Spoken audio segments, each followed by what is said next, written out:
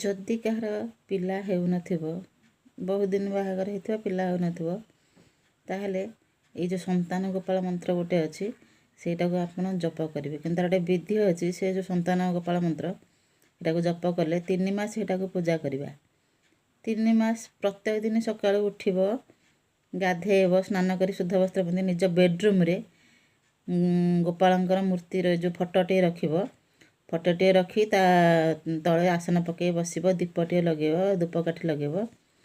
ଏଇ ମନ୍ତ୍ରକୁ 108, ସେ ମନ୍ତ୍ରଟା ମୁଁ କହିବି ଆଗକୁ, ଏ ମନ୍ତ୍ରଟିକୁ 108 ଥର ଜପ କରିବ। ଏମିତି କଣ୍ଟିନ୍ୟୁସ୍ 3 ମାସ ଜପ କରିବା।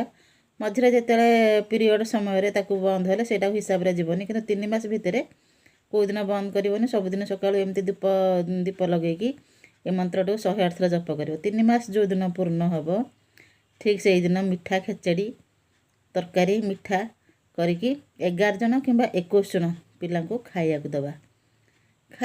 ଫଳରେ କ'ଣ ହେବ, ଯେଉଁ ଏଇ 3 ମାସ କିନ୍ତୁ ପୁରା ନିଷ୍ଠାର ବିଶ୍ୱାସର ସହିତ ପୂଜାଟାକୁ କରିବ।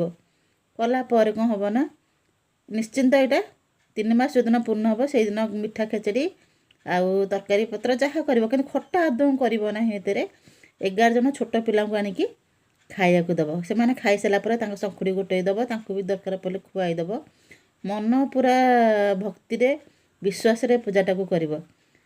ନିଶ୍ଚିନ୍ତ 3 ମାସ ଭିତରେ ଯିଏ ପୁରା ବିଶ୍ୱାସରେ କରିଥିବ 3 ମାସ ଭିତରେ ତାର ନିଶ୍ଚିନ୍ତ ପିଲା ବି ରହିଯିବ। ଯିଏ ବିଶ୍ୱାସରେ କରିଥିବ, ଯାହାର ଆଉ ଜଣ ଜଣଙ୍କର 6 ମାସ ଖଣ୍ଡେ ଯାଏ। ଏଇ ମନ୍ତ୍ରଟିକି ଆମେ କ'ଣ, ମନ୍ତ୍ରଟି ହେଉଛି ପ୍ରକୃତରେ ଦେଖନ୍ତୁ, ଦେବକୀ ସୁତ ଗୋବିନ୍ଦ ବାସୁଦେବ ଜଗତପତେ ଦେହି ମେ ତନୟଂ କୃଷ୍ଣ ତ୍ୱାମହଂ ଶରଣଂ ଗତଃ। ଏଇ ମନ୍ତ୍ରଟିକି 108 ଥର ଜପ କରିବା। ଜପ କଲା ପରେ 3 ମାସ ପୂର୍ଣ୍ଣ ଯେମିତି ହେବ, ନିଶ୍ଚିନ୍ତ ସେ ପିଲା ବିଶ୍ୱାସ ଦରକାର, ମାନେ ମନରୁ ପୁରା ବିଶ୍ୱାସରେ ଯେ ହଁ ମୁଁ ତୁମକୁ ପୁଅ ରୂପରେ ପାଇସାରିଛି, ଏମିତି ବିଶ୍ୱାସ କଲେ ନିଶ୍ଚିନ୍ତ ସେ ମାଆ ହେବେ। କୌଣସି IVFର ବି ପିଲା ଦରକାର ହେବ ନାହିଁ। ବିଶ୍ୱାସରେ ସବୁ ଅଛି। ଏ ପୂଜା ଯିଏ ବି କରିଛି ନିଶ୍ଚିନ୍ତ ପାଇଛି। ମୁଁ ନିଜେ ଅନୁଭୂତି, ମୋ ନିଜର ଅନୁଭବ ଏଥିରେ, ମୁଁ ନିଜେ ବି ଏମିତି ପାଇଛି। ହେଲା, ନିଶ୍ଚିନ୍ତ ପାଇବେ।